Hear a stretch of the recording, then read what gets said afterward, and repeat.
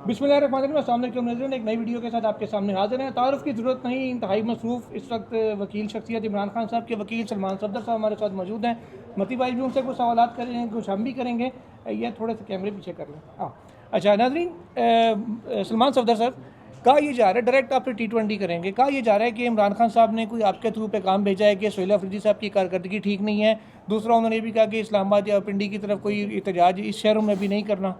ये बात दुरुस्त है? देखिए, ऐसी कोई बात मैं वैसे ज़्यादा अप्रिशिएट करूंगा अगर आपके सवाल लीगल सवाल ज़्यादा हों, क्योंकि पर चलें क्योंकि ये बातें आपसे मंसूब हो रही हैं ना। बिल्कुल गलत है। मैंने ऐसा ना कुछ सुना है, ना कोई ऐसा मुझे पैगाम दिया गया। इसमें कोई हकीकत नहीं है, कोई बुनियाद नहीं है। अच्छा सर, लीगल सवाल अगर आप कह रहे हैं तो फिर ये बताएं कि तय क्या हुआ है कि मरकज़ी अपीलों पे बहस होनी है या सज़ाओं की मुअत्तली और ज़मानत पे? मती भाई, जो सबसे ज़्यादा अलार्मिंग और डिस्टर्बिंग बात है वो दो हैं। मैंने बाहर निकल के अपनी बड़ी मुख्तसर सी, मगर उस मुख्तसर सी ट्वीट के अंदर मैंने सारी बातें कवर की हैं कि मेरी मीटिंग में का जो वो जिस्ट है वो क्या है। पहली बात, इमरान खान साहब और उनकी एहलिया दोनों के ऊपर सॉलिटरी कन्फाइनमेंट का जो इस वक्त टॉर्चर है वो बहुत संगीन है और बहुत सीरियस है, बहुत अलार्मिंग है, बहुत डिस्टर्बिंग है, जिस पर आने वाले दिनों में आप देखेंगे कि बहुत ज़्यादा आवाज़ भी उठाएंगे। इस्लामाबाद बिल्कुल तमाम एक्टिविटीज़, कोर्ट्स, मूवमेंट सब सस्पेंड थी,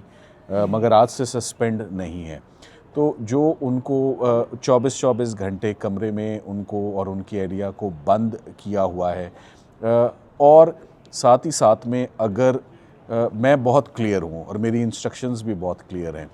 हमारी बेल एप्लीकेशन पेंडिंग है, हमारा पहला राइट बेल एप्लीकेशन का, और क्यों ना हो, जबकि उनकी पहले की अपीलें senior number prior in time Toshakhana के जो फैसले ग्राफ के नैब के, जब वो पड़े हुए हैं और वो नहीं सुनी गई और उससे सीनियर अपीलें पड़ी हुई हैं, तो अल कादिर को आर्ग्यू करने का जवाज़ ही नहीं उठता। सबसे पहले तो ज़मानत की एप्लीकेशंस हैं। ज़मानत की एप्लीकेशंस पे कितने बहाने सरकार के आपने लेने हैं? उनको तकरीबन 15 महीने हो गए हैं, 16 पेशियाँ हो गई हैं और 16 मिनट का भी काम नहीं है। सो जितनी देर में मैंने अभी आपके साथ ये अभी तक की रिकॉर्डिंग हुई है ना, इससे कम दुरानिया में, मैं आपको श्योर करता हूँ, इससे कम दुरानिया में बीबी का केस में आर्ग्यू करके कुर्सी पर बैठ सकता हूँ और जजेस अपना फ़ैसला दे सकते हैं। अच्छा सलमान साहब, दूसरा ये बताएं कि अपने खान साहब की आंख के हवाले से बात की थी। जब आप पहले फ्रेंड ऑफ कोर्ट गए तो आपने रिपोर्ट में लिखा कि 85% तक उनकी आंख जो है वो ज़ाया हुई है। अब उसके बाद उनका ट्रीटमेंट हुआ, 3 इंजेक्शंस लगे, कोई ड्रॉप्स वगैरह दी, मेडिकेशन हुई। इस वक्त क्या पोजीशन है? जो आपने उस वक्त देखा था as a friend of court जाके, वही पोजीशन है या उसमें और अब में कोई तब्दीली आई है, कोई देखिए, फ़र्क पड़ा है? मैं वो बात आपको नहीं बताऊंगा कि मैंने क्या देखा, क्योंकि मैं तो I can examine a file, I can meet my client, but I can not examine the eye of my client. नहीं, वैसे सो मैं देखने आपको में सूजी भी मैं ज़्यादा है नहीं या क्या है? मैं आपको वो बात बताऊंगा जो उन्होंने मुझे बताई, जो उनको पिम्स के डॉक्टर्स ने बताई, मैं आपको वो बात बताऊंगा। इमरान खान साहब ने, दोबारा मैं वाजे कर दूं, उन्होंने इस बात की तस्दीक की। सबसे पहले तो मैं इस बात की तस्दीक करता हूं कि मेरी जो रिपोर्ट थी एज एन माइकस, वो 100% एक्यूरेट रिपोर्ट है as per the condition of mister Imran Ahmed Khan Niazi. और जो जो उसमें बातें लिखी वो वही बातें जो खान साहब ने बताई। खान साहब ने मुझे ये बताया कि 3 महीने रिपीटेडली जब वो जेल सुपरिटेंडेंट को बताते रहे कि मेरी आंख में ये डिफ़िकल्टीज़ और कॉम्प्लिकेशंस हैं, जिस पर उस वक़्त के जेल सुपरिटेंडेंट ने कोई कान नहीं धरे, उनको कोई ट्रीटमेंट नहीं दिया। उसके बाद उनकी मुकम्मल 100% बिनाई चली गई, जिसको आप कहते हैं कि he was blind in one I for many days, right. उसके बाद उनका ट्रीटमेंट शुरू होता है, जो हमें तब पता ही नहीं है। उसके बाद उनको इंजेक्शन लगाए जाते हैं। जब इंजेक्शन्स लगाते हैं और पिम्स लाते हैं, तो उसके बाद जो आंख की रिकवरी होती है वो रिकवरी 15% होती है as per the report of PIMS doctors. Doctor Arif का हवाला दूंगा। तो डॉक्टर आरिफ साहब के मुताबिक, जो इमरान खान साहब ने मुझे बात बताई, कि डॉक्टर आरिफ ने उनको बताया कि आपकी आंख में 15% बेहतरी आई है। अब आखिरी जुमला और बात ख़त्म, कि इमरान खान साहब के बकौल उस 15% से आगे मेरी आंख में कोई बेहतरी नहीं आई। ये उन्होंने बहुत वाज़े मुझे 2 से 3 मरतबा कर दिया कि जो मुकम्मल बिनाई जाने के बाद, 15% बिनाई आने के बाद से अब तक, मैंने उनसे पूछा वो ऐनक या ट्रीटमेंट या ड्रॉप्स, उन्होंने कहा ऐनक बिल्कुल फजूल है, बेकार है, उससे स्ट्रेन बढ़ता है, मुझे वैसे ही धुंधला नज़र आता है, मुझे कुछ उससे आंख की मेरी बनाई। तो ये बड़े सीरियस मामला आते हैं। अच्छा, जब 74 साल की एज में मेडिकल कॉम्प्लिकेशन ये हो और सॉलिटरी कन्फाइनमेंट हो, तो मती भाई उसमें सबसे पहली प्रायोरिटी जो है ना, या कत्ल के केस में मरकज़ी मुलजिम को अगर ज़मानत मिल सकती है आई कॉम्प्लिकेशन के ऊपर, तो नैब के केस में जिसमें 14 साल सज़ा है, जिसको सरकार खोलना ही नहीं चाह रही उस केस को, कि खोलेंगे तो केस एक्सपोज हो जाएगा जैसे पहले केसेस एक्सपोज हुए। सो मेरा ख्याल है कि वो 100% आप मेरिट्स को ना ही टच करें, आप केस का जिक्र ही ना करें अलकादिर ट्रस्ट का, आप सिर्फ मेडिकल ग्राउंड्स पे इमरान खान साहब की इंटाइटलमेंट बनती है तो अपील आप मुझे बता दें। मतलब भाई आपकी यादाश्त बहुत अच्छी है, आप कोर्ट रिपोर्टिंग करते हैं, आप भी कोर्ट रिपोर्टिंग करते हैं, मुझे बता दें साइफ़र की अपील कितना अर्सा आर्ग्यू की मैंने, कभी मुझे भी फॉर अ चेंज सवाल पूछने की इजाज़त दें। 4 मंथ्स ऑलमोस्ट, 4 महीने आपने दुरुस्त कहा, 3.5 महीने डे टू डे हेयरिंग हुई, तो अलकादिर का रिकॉर्ड उससे डबल ट्रिपल है, साइफ़र से डबल ट्रिपल रिकॉर्ड है। तो वो कितने अरसे में आर्ग्यू होगी, कब तक हम लटकते रहेंगे और लमकते रहेंगे उसमें। आप तो पतंगबाजी भी करते हैं, तो पतंग लमक नहीं जाती, वो तो पतंग नहीं लमका रही। ये बताएं ना कि जो इस्लामाबाद हाई कोर्ट ने एक और केस में एक मेडिकल बोर्ड बनाया था उन पुराने 2 डॉक्टरों पर मुश्तमिल, उस मेडिकल बोर्ड ने क्या मुआयना किया इमरान खान साहब का, और खान साहब उस मेडिकल बोर्ड के बारे में क्या राय रखते हैं? नहीं, मैं खान साहब was not satisfied at all with his I condition, with the medical treatment given, with the improvement. Khan sahab ने एक बात कही मुझे, उन्होंने कहा कि देखें जो अंडरलाइंग कंडीशन होती है, वजह बनती है, ट्रिगरिंग कॉज बनता है, मुझे मेरे डॉक्टर जो हैं, मेरी 74 साल की उम्र है, मेरे ख़ास डॉक्टर हैं और मेरी तमाम हेल्थ समझते हैं, हमारा अपना अस्पताल है। बार बार हम एक बात कहते रहे कि जो उनके डॉक्टर्स हैं पहले आके वही इस बात का डायग्नोसिस तो करें कि ये जो क्लॉट आया आंख में उसकी वजह क्या थी। तो वो जब तक वजह ही नहीं होगी, वो कहते हैं मेरे डॉक्टर जो मुझे डेंटल ट्रीटमेंट देते हैं, मेरा डेंटिस्ट है, मैं कई दरखास्तें देख चुका हूँ कि मेरा डेंटिस्ट आके मुझे देख जाए, तो उसको भी नहीं लाया जाता। जो उनके डॉक्टर्स हैं वो भी नहीं आते, जो अंडरलाइंग कंडीशन उनका जनरल फिजिशियन है जिससे उनकी इंटाइटलमेंट है मिलने की, उनसे भी उनकी मुलाकात नहीं होती।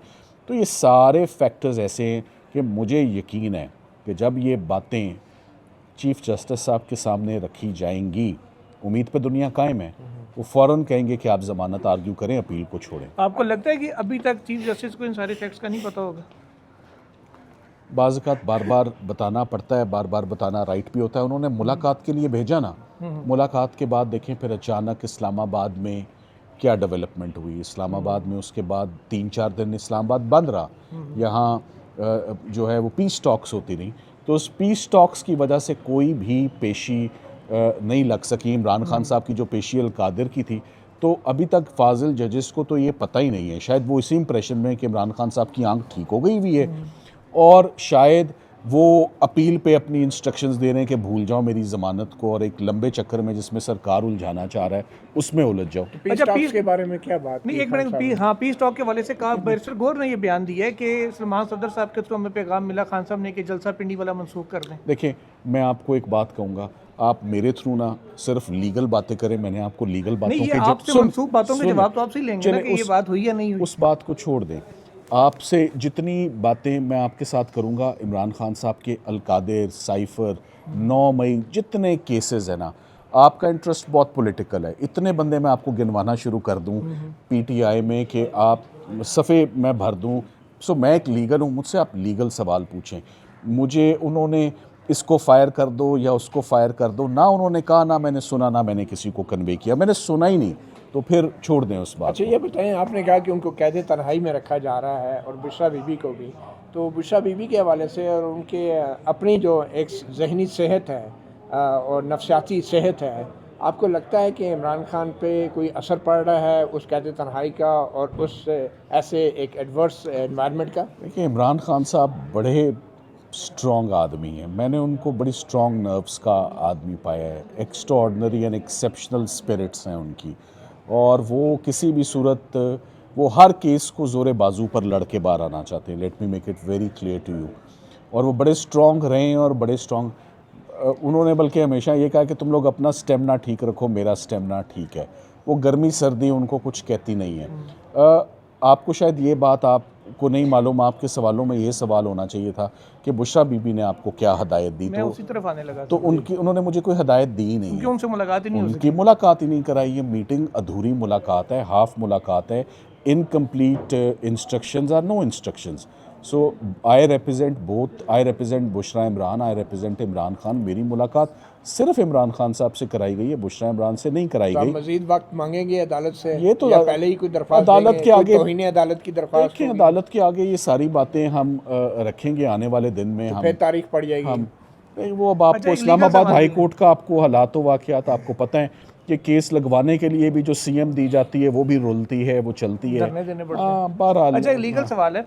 फ़र्ज़ करें आप आगे कहते हैं, जैसे आपको इंस्ट्रक्शंस मिली हैं कि हाफ इंस्ट्रक्शंस मेरी ये हैं कि अपील आर्ग्यू नहीं करनी, हमने पहले सजा सस्पेंशन आर्ग्यू करनी है, और अदालत कहती है नहीं, हमने सस्पेंशन पर नहीं जाना, अपील आर्ग्यू करें, फिर स्टांस क्या होगा? हर केस के अपने हालात और सर्कमस्टांसेस होते हैं। अगर मैं आपके इस सवाल का मुकम्मल जवाब दे दूंगा तो मैं होशियार हुई भी नैब को मज़ीद होशियार कर दूंगा।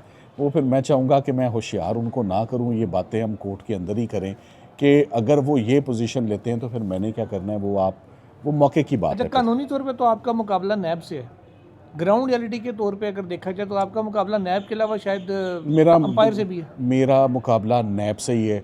जजेस ने मुझे हमेशा रिलीफ दी है, हमेशा मिलती रही है। बहुत कम ऐसा हुआ है कि मुझे मेरी बनती हुई रिलीफ ना मिले। अभी आप ये कह सकते हैं कि इस्लामाबाद हाई कोर्ट केसेस सुनने को तैयार नहीं, मगर अभी आप ये नहीं कह सकते कि इस्लामाबाद हाई कोर्ट ने आपको रिलीफ रिफ्यूज़ कर दी है। That is yet to take place. And मैं, like I said before, I am very optimistic. हमारे जजेस, जब मैं उनको ये हालात बताऊंगा कि हालात क्या हैं, मेरे क्लाइंट ने मुझे उस मीटिंग के अंदर क्या बात बताई है, वो डांटेंगे भी नैब को, जुर्माना भी लगाएंगे नैब के ऊपर। जुबानी लगाएंगे, तहरीरी ऑर्डर में फिर गायब हो जाएंगे। अच्छा सलमान साहब, ये बताएं कि आपको नहीं लगता कि कानूनी तौर पे गोल पोस्ट शिफ्टिंग हो गई है, और अब जो इस्लामाबाद हाई कोर्ट के फैसले हैं उसके खिलाफ अपील नैब के नई तरमीम के बाद अब वफाकी आईनी अदालत में जाएगी, तो आपको लगता है कि मैच फिक्स किया जा रहा है? और उसका स्कोप भी लिमिटेड कर दिया गया, रिव्यू से भी कम स्कोप हो गया उस देखिए, मुझे वैसे इस बात की बिल्कुल समझ नहीं आई है। अभी मैं कत्ल के केस में बाहर निकल रहा हूँ ना आर्ग्यू करके, क्रिमिनल केस है। FIA is criminal, anti corruption is criminal, NAB is criminal, offences against the body is crime. तो जब ये तमाम जजेस बहुत अच्छी एक्सपर्टीज़ रखते हैं, स्किल रखते हैं, नॉलेज रखते हैं फ़ौजदारी के कानून और कवानीन पर फ़ैसले देने के लिए, जो सुप्रीम कोर्ट मौजूद है जहां मैं इस वक्त खड़ा हूं, मैं इसको ऐसे ही कहूँगा कि this is supreme court and then we have a constitutional supreme court जहां कॉन्स्टिट्यूशनल मैटर्स जाएंगे। नैब के कानून में कोई कॉन्स्टिट्यूशनैलिटी है ही नहीं, सिरे से बिल्कुल नहीं है। सो मेरा ख्याल है ये स्ट्राइक डाउन हो जाएगी एट सम स्टेज और ये वापस इधर ही आएगी। अच्छा, अहले खाना से मुलाकात के हवाले से जो है उस पर क्या प्रोग्रेस, आप नहीं समझते बतौर एक वकील कि उनकी अहले खाना से मुलाकात होना भी बहुत ज़रूरी है? इस हवाले से खान साहब ने कोई इंस्ट्रक्शंस दी कि अदालत से रुजू अहले करें खाना से जी, और आपकी शायद बहनों इल्म से में और नहीं, दो बातें हैं मैं आपको। एक तो सलमान अकरम राजा साहब ने उनकी बहनों और उनकी बेटी के बिहाफ पे कोई पटिशन ऑलरेडी दायर की हुई है इस्लामाबाद हाई कोर्ट में। आई डोंट नो, उसके बायोमेट्रिक्स भी हो चुके हैं। आई डोंट नो कि वो अभी तक लगी क्यों नहीं है। शायद ये अमन का मसला आ गया था, पीस टॉक्स का, इंटरनेशनली अमन। जी, और इंटरनेशनल अमन। तो वैसे मैंने एक बहुत ज़बरदस्त एक ट्वीट भी पढ़ी, मुझे याद नहीं है, आप मुझे बता देंगे कि कुछ मुल्क के अंदर भी अमन की बात होनी चाहिए, सिर्फ बाहर के लोगों का अमन नहीं देखना चाहिए, अंदरूनी अमन सबसे टॉप प्रायोरिटी होना चाहिए कि एवरीथिंग जो है वो पीस एंड ऑर्डर, ट्रैंक्विलिटी जो है और बेटर सेंस जो है मुल्क के अंदर भी प्रिवेल करे। कोई ट्वीट मैंने पढ़ी थी, मुझे नहीं याद अच्छा, किसने की है। पहले भी जो है आपने ये बात की थी, क्या आपको चीफ जस्टिस सरफराज डोगर और उनके साथ जस्टिस आजम है, जस्टिस आसिफ है, उन पर मुश्तमिल इस दो रुकनी बेंच पर मुकम्मल एतमाद है? मुझे अपने से ज़्यादा उनके ऊपर यकीन है कि वो इंसाफ देंगे और मैं उनसे इंसाफ लूँगा। तो चलें अभी नहीं, ये इतना चले, ज़ाहिर है अदलिया के ऊपर जिनके पास केस है, एतमाद तो मुझे सभी करते एतमाद हैं। है। मतुल्लाह जान साहब ने भी तनकीद के बावजूद एतमाद किया, बेंच पर, बेंच से रिलीफ भी मिला। देखिए, इससे पहले भी बेंच पे आप तो लोग एतमाद करना चाहिए, इससे लेकिन पहले भी आप लोग बड़ा अक्सर मुख्तलिफ केसेस में मुझे डराते रहे, ये नहीं होना, वो नहीं होना, ऐसे नहीं होना, ये रिलीफ नहीं मिलनी है। हमने हर रिलीफ ली है, तो मैं ऐसी क्यों बात करूँ? हाँ, ताख़ीर हो रही है, टफ़ हो रहा है, बहुत टफ़ हो रहा है, बहुत मुश्किल हो रहा है, मगर रिलीफ मिलेगी। अच्छा, और अदलिया ही देगी रिलीफ। एक इल्ज़ाम आपकी ज़ात के ऊपर भी बड़ा लगता है, बड़े अरसे से आ रहा है, तो मैंने सोचा आज, पहले कभी आपसे पूछा नहीं, आज ये भी क्लियर कर दें। आप चूंकि साबिक सदर परवेज़ मुशर्रफ के भी वकील रहे हैं, इस मैंने नहीं सवाल किया। हाँ, आने दे सवाल। इस हवाले से बहुत से लोग ट्विटर पे आगे पीछे ये क्या सराइयाँ करते हैं और ये बातें आपके खिलाफ करते पाई जाते हैं कि जी ये तो पहले क्योंकि उनके रहे हैं एक साबिक आर्मी चीफ के, इसलिए शायद ये कोई एजेंसियों का बंदा है, तो इसलिए इसको मुलाकात की भी इजाज़त मिल जाती है, ये रिलीफ ही मिले देता है, ये देता है, वो दे देता है। चले मैं आपको आपको एक लंबा जवाब दे देता हूँ। बड़ा आपने हट के सवाल डाला, ये सवाल आता इधर से, मगर आज आपने सवाल डाला, चले इसका जवाब इसकी पहली बात मैंने इसे कहा भी नहीं। इसका पहला जवाब ये है कि मेरे जो क्लाइंट हैं इमरान खान साहब बड़ी कड़ी नज़र रखते हैं अपनी लीगल टीम पे, उनकी परफॉर्मेंस पे, और उनको जिस दिन मेरी पहली मुलाकात थी ना, मैंने उनको उसी दिन बताया था कि मैं आपको दो बातें बताना चाहता हूँ। नंबर 1 कि मैं एक प्रोफेशनल वकील हूँ। नंबर 2 मेरे ऊपर कोई दबाव, कोई प्रेशर आएगा मैं आपकी कभी वकालत नहीं करूँगा, उसी दिन वकालत छोड़ दूँगा। नंबर 3 मैं जहांगीर तरीन साहब का भी वकील हूँ, आप ये भूल रहे हैं, मैं बता देता हूँ आपको। और मैं इस वक्त परवेज़ मुशर्रफ साहब का भी वकील हूँ। उन्होंने कहा मैंने आपके ऊपर बहुत एक्सटेंसिव होमवर्क कर लिया है अपने ब्लड रिलेटिव्स और अपने रिलेशंस के थ्रू, जिनके ऊपर मैं काउंट करूँगा, उन लोगों पे जिन पे मैं एतमाद करता हूँ, उनका आपके ऊपर 100% एतमाद है। ये बात उन्होंने 2022 में कही थी। उनका वो एतमाद 2026 में भी मेरे ऊपर है। तो ये आप, मुझे ऐसा लगा कि आज आप मेरी तारीफ़ कर रहे हैं कि मैं इसको कॉम्प्लीमेंट लूँगा।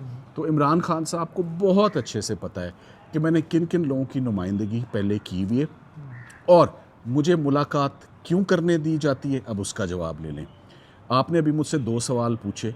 खान साहब ने ये कहा सियासी तौर पे, मैंने कहा ना मैंने सुना ना मैं बताऊंगा। तो उसकी वजह, I am a professional lawyer, let me do my work professionally.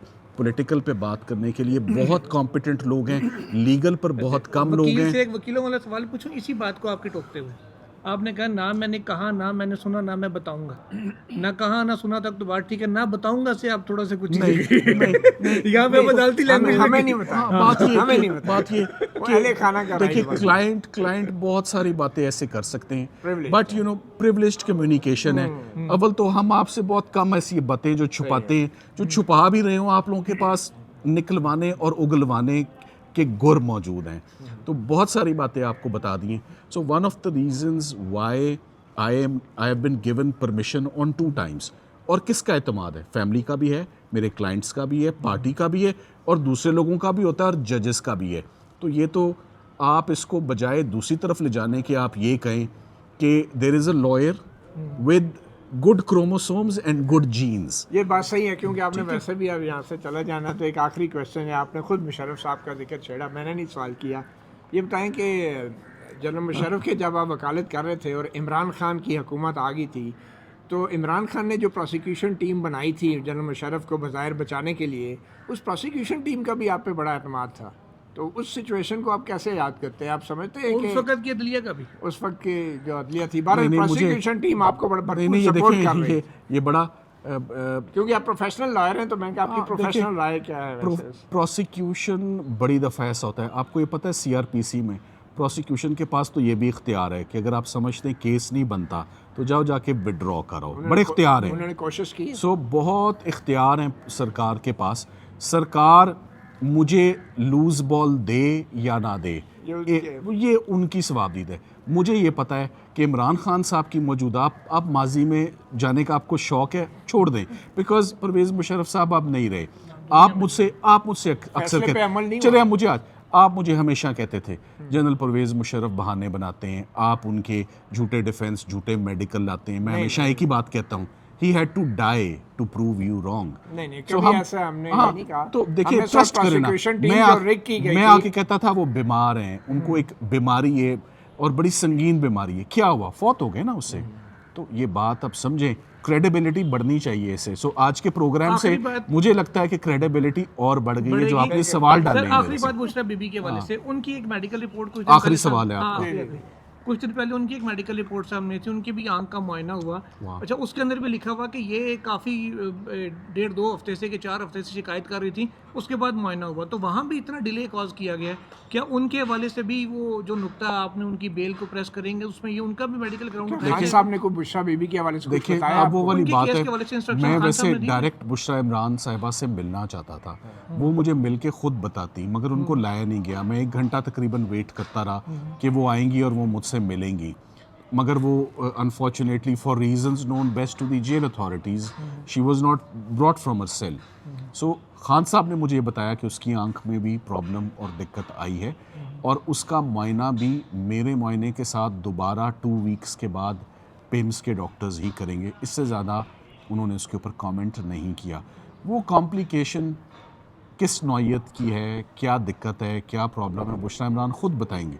मगर एज़ फॉर इमरान खान साहब मैंने आपको बता दिया कि जो उनकी सॉलिटरी कन्फाइनमेंट है वो बहुत अलार्मिंग और डिस्टर्बिंग बात है। कोई ऐसा जुर्म नहीं है। और खान साहब से मुलाकात से पहले जेल हुकाम ने आपको कुछ कहा था कि सलमान साहब बस ऐसे गलती रहना, ये तो हटना नहीं, इधर नहीं जाना, उधर नहीं जाना, ये कितने लोग मुलाकात के वक्त मौजूद थे? नहीं, मेरी मुलाकात के वक्त खान साहब और मेरे अलावा कमरे में और कोई मौजूद नहीं था। प्राइवेसी दी गई आपको? हाँ, प्राइवेसी सो कॉल्ड होती है। एक साहब कोने में खड़े होते हैं, recording thank you very much सिर्फ आप करते हैं। अल्लाह हाफ़िज़। ये लें। थैंक यू वेरी मच आप जी आप ये बताइएगा सर, 9 अप्रैल के हवाले से बैरिस्टर गौर साहब से मैंने 3 दफ़ा ये सवाल पूछा कि आप लोग जो जलसा मनसूख करने जा रहे हैं इसकी रीज़न क्या? उन्होंने कहा जी आपके थ्रू इमरान खान साहब का पैगाम आया, उन्होंने 3 दफ़ा आपका नाम लिया। वही वाली बात है, अगर मेरे जो पैगामात हैं ना वो मैंने मैसेज में उनको दे दिए और वो आपने पढ़ लिए और चल दिए। और ये मामला, असल बात ये है, नोइंग इमरान खान साहब, मैं आपको सिर्फ ये बता देता हूँ, उनकी पार्टी का नाम, वो कहते हैं कि मेरी पार्टी का नाम तहरीक इंसाफ और एक हम पुरअमन पार्टी हैं। ये बड़ी खुशाइंद बात है कि पाकिस्तान में ये पीस टॉक्स हुई, पाकिस्तान को ये ऑनर मिला। वो पीस टॉक्स फ़िलहाल मैं कहूँगा अपने लॉजिकल कंक्लूजन पर नहीं पहुँची ड्यू टू सम रीज़न्स। मैंने उसको वो रीज़न्स मुझे अभी तक नहीं मालूम, मैं अपने केसेस में उलझा हूँ एंड आई सिंसियरली होप कि वो पीस टॉक्स हो जाएँ। और अगर ये जलसा नहीं हुआ बिकॉज टू इनेबल देम कि वो स्मूथली पीस टॉक्स हों, मैं समझता हूँ इससे अच्छा कोई कदम हो नहीं सकता। पीस टॉक्स का खान साहब के केस से कोई ताल्लुक?